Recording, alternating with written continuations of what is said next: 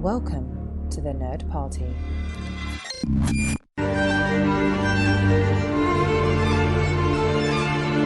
Hello and welcome to the A24 project here on the Nerd Party Network, the only podcast to take you through the back catalogue of A24, review the latest releases, and bring you interviews with the cast and crews behind these movies. On today's show, we review the Belgian film Close. I'm your co-host Alice King, and with me as always is Lee Hutchison. How are you? Yeah, I'm really good. Looking forward to discussing another A24 film with one of my close friends. I see what you did there. But before we dive into the main review, it is time for the A24 Hour News Update, or as it should potentially now be known at the moment, Oscar Watch. The Everything Everywhere All at Once train took a knock last week at the BAFTAs, but was not derailed if this weekend's PGA and SAG Awards are anything to go by, because Everything Everywhere All at Once, or EEAAO, won Best Narrative Feature Film at the Producers Guild Awards, and it became the first film to win every category it had been nominated in at the SAG Awards, that's the Screen Actors Guild Awards. And A24 swept the acting categories, with Brendan Fraser winning for The Whale, Michelle Yeoh won for Best Actress, Ke Huy Quan won for Best Supporting Actor, and in the upset of the night, Jamie Lee Curtis won Best Supporting Actress over the favourite of Angela Bassett. She didn't do the thing that week. So Lee, what did you make of the results, and can it and A24 win the big one? Put your money where your mouth is, because I think this is probably the last A24 Project episode before the Oscars on the 12th of March. Put your money where your mouth is. Call it. I mean, I'm not in the loop as you are. I think it's looking like, in America certainly, that the awards is trickling towards Everything Everywhere All at Once winning the big picture prize, isn't it? And, you know, I'm already mentally preparing myself for the discourse because it's been so tedious already. I think it's going to go to another level if and when it does win it. I still have my doubts because of that, the two dreaded words, preferential ballot. You know, it is winning a lot of awards, but, you know, I'm sure there are a lot of people out there who do not like the film and will place it quite low on the ballot compared to everyone putting it at number one. There's still potential for an upset, but I think best editing, best original screenplay, some of the acting awards, I think it will still do very well on the night, but I think it's too tough to call at the moment. I'm not really sure. So I'm not going to put my money where my mouth is, even asking you to do it. But A24 have plenty more to be excited about come Oscar night on the 12th of March, because our next film has been nominated for Best International Feature Film. Close is written and directed by Lucas Dont and was the essential runner-up prize at the Cannes Film Festival last year. An intense friendship between two 13-year-old boys, Leo and Remi, suddenly gets disrupted when they transfer to secondary school. Struggling to understand what has happened between them, Leo approaches Sophie, Remi's mother. So, Lee, how much did you know about this one, and were you looking forward to it, and what were your first impressions? Because I believe you caught a sneak preview over here in the UK thanks to The Skinny and Mubi. I have a few new Mubi tote bags off the back of my screening. More Mubi tote bags? I think I've got about 8 of them, so if anyone wants one, just hit me up. But check out eBay. yes, check out eBay. I was surprised. I thought I knew quite a bit going in, and then I realised how little I did know. So I kind of knew very much that one sentence summary about these kind of two young, close kids that had a really kind of strong friendship. I knew that they went to sort of like secondary school, and they sort of lost a little bit of their friendship because of sort of maybe bullying about how close they were. And when I was kind of watching the film, I was like, okay, we've gone through the kind of pre-high school section in a couple of minutes. We are now getting into them being at secondary school and kind of facing some challenges, some bullying and some tension. We're about 15, 20 minutes in. And then you start to realise where the film's going to kind of pivot to about 15, 20 minutes in. And I must admit, I was incredibly surprised by that turn. I think I liked the film until I kind of became a bit kind of checked out to an extent with the film. I think the film has, you know, a really strong message that I think really resonates about sort of male friendships and aspects of it that I found incredibly relatable that I'm sure we'll dive into later on. But I felt for the majority of the film, outside of perhaps the performances, there was elements where it maybe didn't have that much to say for a full-length feature film, and kind of that sort of killed sort of the energy of the film to an extent. It kind of goes where you expect it to go. What about for yourself? Because you saw this, was it Sundance? No, actually, I caught this on a BAFTA screener when it was on the long list. So I was able to catch it before, because unfortunately, up in Aberdeen, we don't get the opportunity to see these sneak previews because our independent cinema has closed. But no, I did catch it. I didn't know a huge amount going about it, just beyond the synopsis.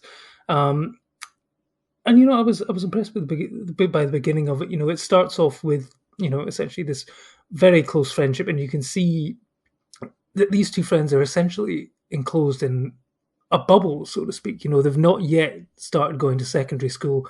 This is like one of those, the summer between sort of, well, essentially what would be for UK audiences, primary and secondary school.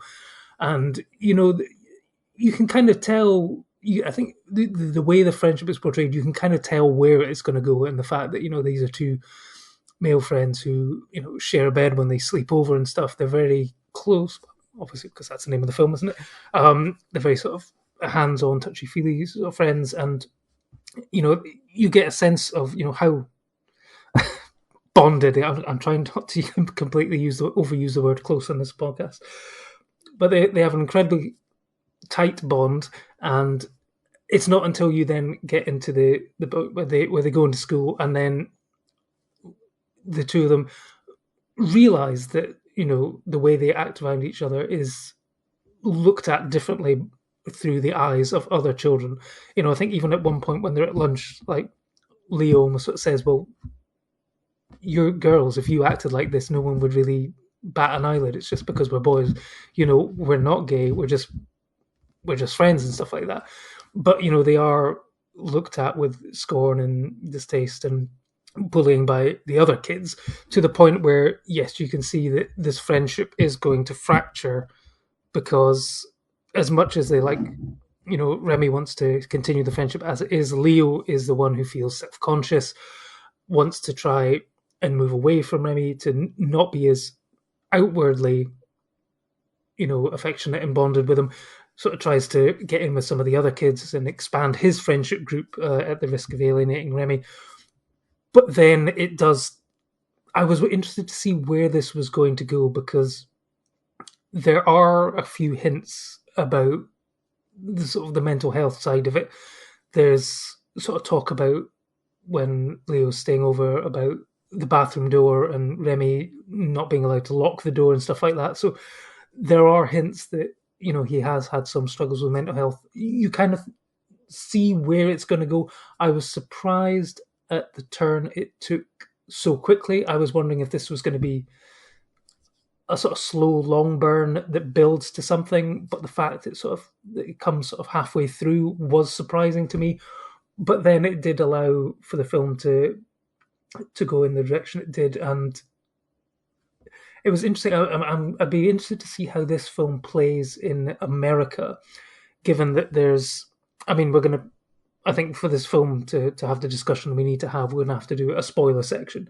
But there is essentially dealing with kids looking at a sort of almost post-traumatic stress incident, where the kids are around talking about how they feel about this certain incident that's taking place. And I'd be interested to see how American audiences respond to it, given that, this is potentially, in some sort of states and stuff like that, almost probably a daily occurrence within some schools, where there has been a school shooting or an act of violence, where they need to have an almost everyday discussion about how kids are checking in on them, how they're feeling and stuff like this. But what did you make of that aspect? And then we can sort of dive into the spoiler section of the podcast. Yeah, it was a good choice, but I felt it should have been made later in the film, truth be told, and so on, because as I mentioned, I think like the film runs out of steam it's about 100 odd minutes, maybe 110, and I think it kind of runs out a bit of steam with sort of about kind of, I guess, half an hour to go. It has a very good performance and maybe some good moments in that half an hour, but I think the film paced itself a little bit longer. I think we should have had more of this kind of friendship at the beginning, and sort of maybe some of the challenges that were being faced before perhaps this kind of elongated kind of post section. And it's interesting to almost talk about something that happens effectively, what, 20-25 minutes at most into the film and so on. And yeah, I think this is probably one of our earliest spoiler sections we've probably ever done. Yeah, because I think, there's certainly the bond that they have is broken quite quickly, I think, and there could have been more within that, about more back and forth between the two. It does seem to be like one fight and then suddenly, this thing happens, and I get what you're saying about the towards the end of the film. It's building to this conversation that needs to be had between Leo and his friend's mum, and it kind of does skirt around it. They both sort of are avoiding it, but then for different reasons. And then when it does happen, it is almost quite unexpected in how it goes. I think a few people have said, I've seen say, that they didn't expect one person to have reacted the way they did. But I mean, it's completely understandable given what they have gone through. That both are searching for answers which they are unable to get because the person who needs to provide them is no longer there. And you can probably sort of guess where this is going, but there's full spoiler section going up. So if you've not already seen Close, pause the podcast, go ahead, watch Close, and come back. So we're into spoilers. So Leo and his classmates are on a school trip, and Remi has not shown up for the trip, and they're on the trip, and then one of the teachers gets a phone call. Everyone's put back on the bus. They head back to school, where they're all met by their parents and taken into essentially the school hall, where it's revealed that Remi has committed suicide, which is a shocking incident, especially given how young the boy is. And this is where it leads Leo into this sort of spiral of conflict, of guilt, shame.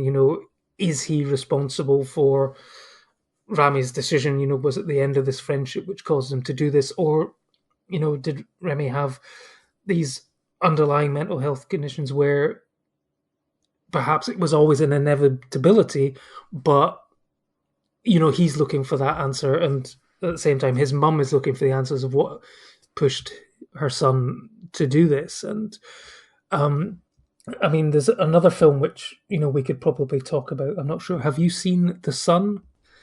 Not yet. Not yet. Well, it is a film which I don't think it's a spoiler to say it deals with a very similar topic, and I'm interested. Did you get a BBFC certificate in front of Close? I don't think so. No. No, because The Sun has a BBFC certificate on it, and in the BBFC certificate, it mentions the word suicide.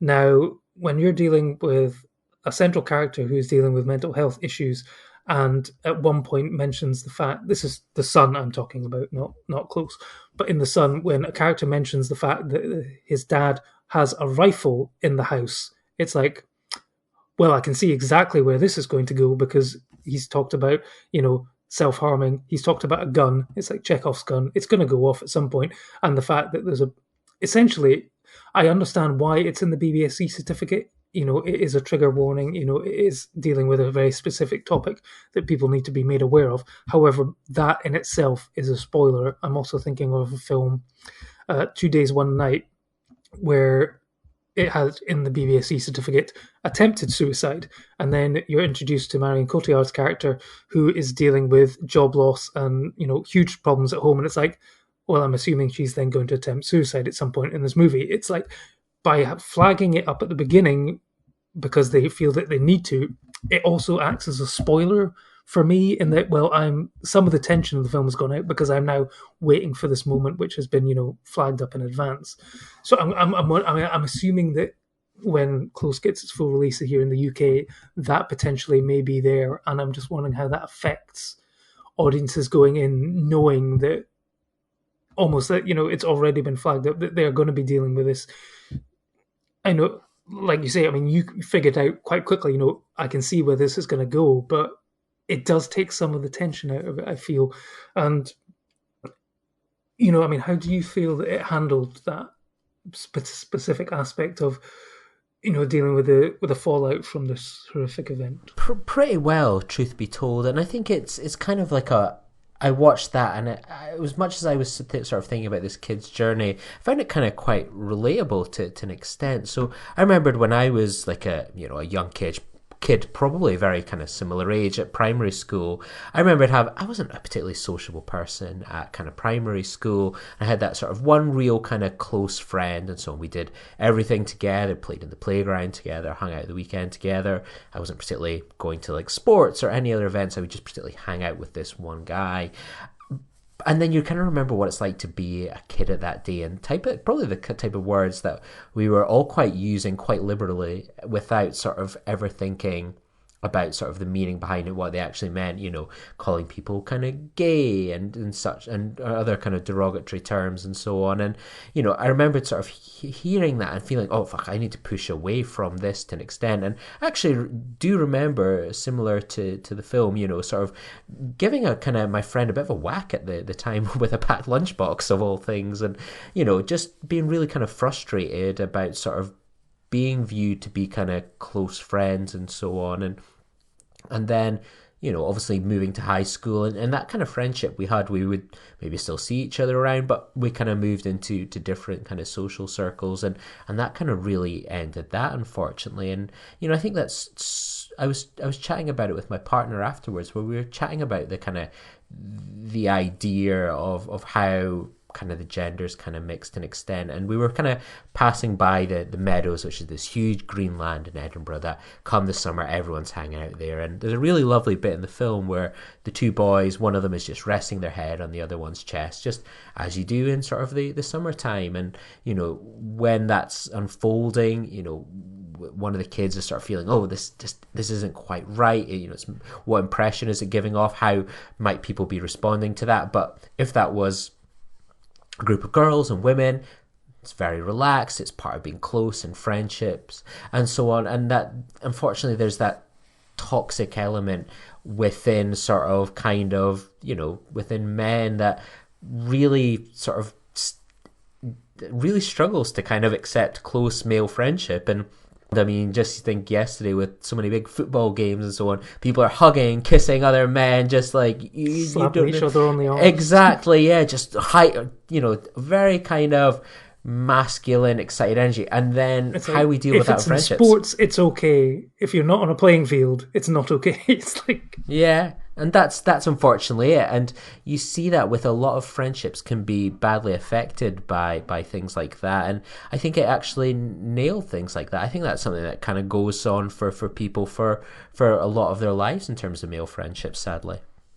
I mean, I've got a group of male friends. We've been friends since school and stuff like that. And we've been like incredibly close. But I don't think we've ever really thought about it like that. But I'm sure the way we act around each other, if people who didn't know us were looking at us, they'd probably be like, like raise an eyebrow or something like that. But it's just the way it's always been. But yeah, I mean, attitudes, clearly have changed since the 80s and 90s, or even noughties now, isn't it? Because we're now in 2020. But I think it does handle that side of it very well, and allows the audience to make their own observations and probably question their attitudes and stuff like that. I'm not sure if you saw the film Playground from last year.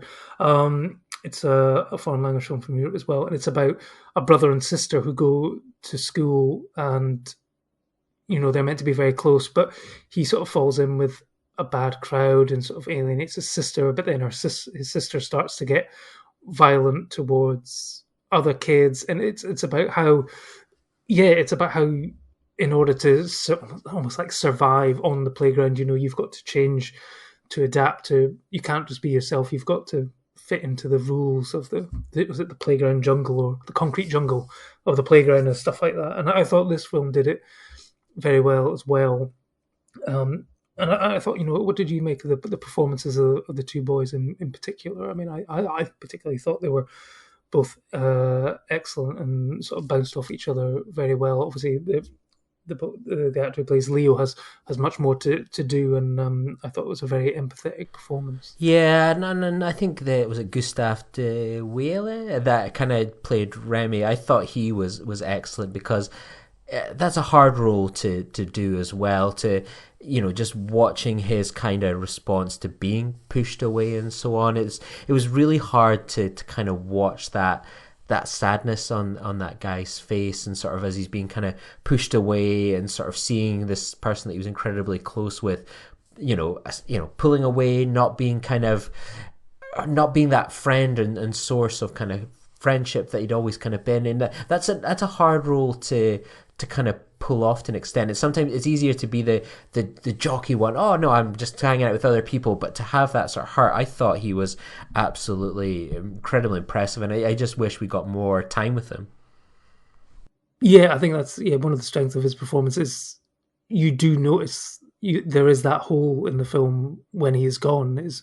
And I guess that is a testament to his performance that you miss the character, and then you can also see the hole that it's left for Leo as well. And yeah, I mean, it's an incredibly hard thing to watch. You can see him pushed away, and you wish things, especially when you know what happened, you wish that things could turn out differently. And I mean, we've all probably had friendships which have sort of dissipated over the years, whether it's been one particular incident or if it's happened over time. But I know, I mean, ghosting wasn't a phrase back then, but I mean, I'm sure that it did kind of feel like that sort of thing, that Remy is looking for an explanation and stuff, but in the public place, Leo can't give it to him. He can't explain to, and even that, even if he could, would Remy be able to rationalize it and accept it? It's I mean, he does suffer a heartbreaking breakdown in the middle of the playground, and tries to fight him and stuff like this.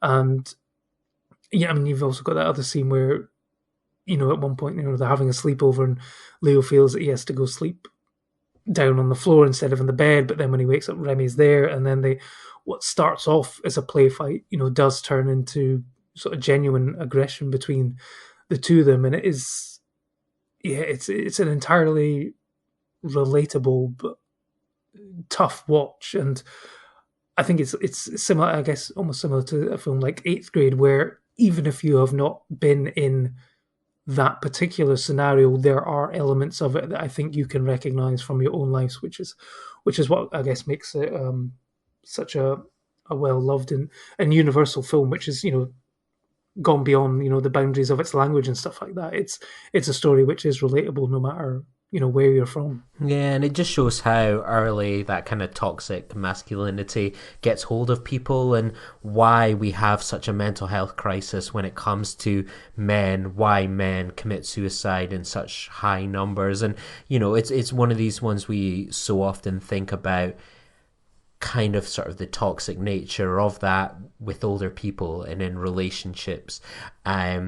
But yeah, it's something that's impacted from people in as early as schools and so on, and what it pushes people to do. And a lack of understanding, as I mentioned, sort of the idea it's commonplace to make fun of close male friendships and what goes along with that. And it's just kind of sad to realize how prevalent that's been in all our lives, and to kind of stuff that we just thought was normal at such a young age, was actually incredibly shocking to be part of, and to have impacted upon us, I think, as well.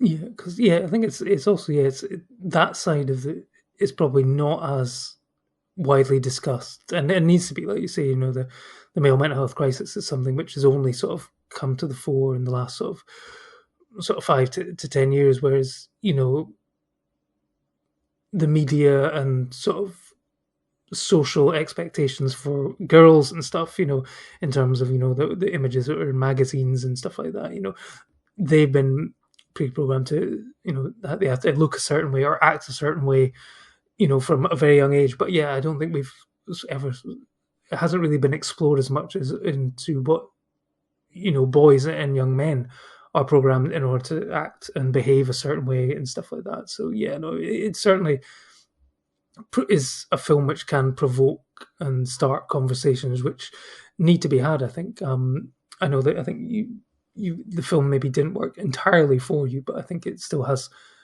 clearly enough merits to be worthy of watching. And again, A24, part of the wide canon of films in terms of audience and demographic of who it's trying to target as well. Yeah, I think it's as I say, it's an. I guess people often associate A24 with horror, but there is an element of horror in something like this anyway, isn't there? To an extent, and it's one of those films I kind of hope that people are watching, and I kind of hope it's one of these films where if people are watching, they just sort of kind of reflect on sort of their behaviours and from the past, and how maybe they perpetrated sort of kind of thoughts on young people, especially kids that are sort of trying to adapt to a world that isn't often catered for them, and what you could have done better, and equally maybe just reflect on some of the kind of pain people felt as well, and hopefully it's an element of catharsis watching something like this, because it certainly brings back the memories of what, as we all get older, what school was like and so on. We think of it as the 8th grade aspect with elements of bullying and romance and so on, but actually, as you say, it's a tough concrete kind of jungle surviving school and so on. Yeah, and certainly in terms of like catharsis and stuff like that, I think while I was surprised at how quickly the event happens in the narrative, it shows the effect that something like this has on a child, but also the trauma of not having an outlet to deal with it. He puts off having this conversation that he needs to have with the boy's family, but the longer it goes off, the worse it affects him. But you can see, even though that conversation ultimately maybe doesn't go initially the way that he thought it might go, or provide the answers that he needs, I think ultimately it's something that needs to happen. And I think we all need to be more open and to the notion of having these difficult conversations and stuff. It might be it might be very, very tough and emotional to do, but ultimately it can help. And yeah, this is turning into some sort of weird therapy session. It's just a horrible world that we're sending kids into and so on, and just bullying and cruelty and so on. And it's just, yeah, I got you. And the reality is, so many of it, we don't know what goes on. Parents, they only see so much. School teachers only see so much. There's just so much that goes on behind the scenes. Yeah, and of course, if left untreated or not having the access to counselling, therapy, whatever. I mean, we've seen in another A24 film, the BAFTA award-winning Oscar-nominated Aftersun, what can happen and how it can affect, young men and stuff like that. So yeah, it's important to have those conversations, and there is obviously help available to people. In an ideal world, obviously, and everyone would have access to a therapist or a counsellor for free, but obviously that's not the world that we live in just now. But there are places that you can go to. I feel like I'm about to highlight, the Samaritans and stuff like that. But yeah, so yes, this kind of took a turn that I wasn't really expecting. But yes, no, close, highly recommended. And yeah, if you are affected by any of the issues raised in the film, then please do. There are people available to talk to. You can go online, and hopefully, we can all be more open in having discussions about our own mental health and stuff like that. But we're also here in the future to discuss more A24 films. There's nothing with a confirmed release date yet to look onto beyond this film. We're now completely up to date, so I guess we're looking at Showing Up, getting a release date. Beau is Afraid, potentially coming to... We'll get Beef in a few weeks. Of course, yes. No, yes. We've got a TV show. 1st or 8th of March, yes. So yeah, our next A24 project will not be a film, it will be a TV show. So yes, we'll be back with major beef.